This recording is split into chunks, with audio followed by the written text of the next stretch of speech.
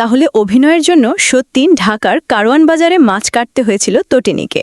তবে চলুন জেনে আসি, ছোট পর্দার বর্তমান সময়ের দর্শকপ্রিয় অভিনেত্রী তানজিম সাইয়ারা তটিনী একের পর এক নাটকে মুগ্ধতা ঝরানো এই অভিনেত্রীরই কি না দেখা মিলল মাছের বাজারে বসে মাছ কাটতে। সম্প্রতি রাফাত মজুমদার রিঙ্কুর পরিচালনায় রঙিন আশা নামের একটি নাটকে এমন চরিত্রেই অভিনয় করেছেন তিনি, যেখানে তটিনীকে কারওয়ান বাজারের মাছের আড়তে গিয়ে মাছ কাটতে হয়েছে। এ নাটকে মাছ কাটার দৃশ্যটুকু বাস্তবে তুলে ধরতে সত্যিকারের কারওয়ান বাজারের মাছের আড়তকেই বেছে নিয়েছেন পরিচালক। সেটা জানিয়ে নির্মাতা বলেন, কারওয়ান বাজারে মাছের আড়তে শুটিংয়ের জন্য ভোরবেলাকেই আমরা বেছে নিয়েছিলাম। শত শত ক্রেতা বিক্রেতার ভিড়ের মধ্যেই শুটিং করেছি।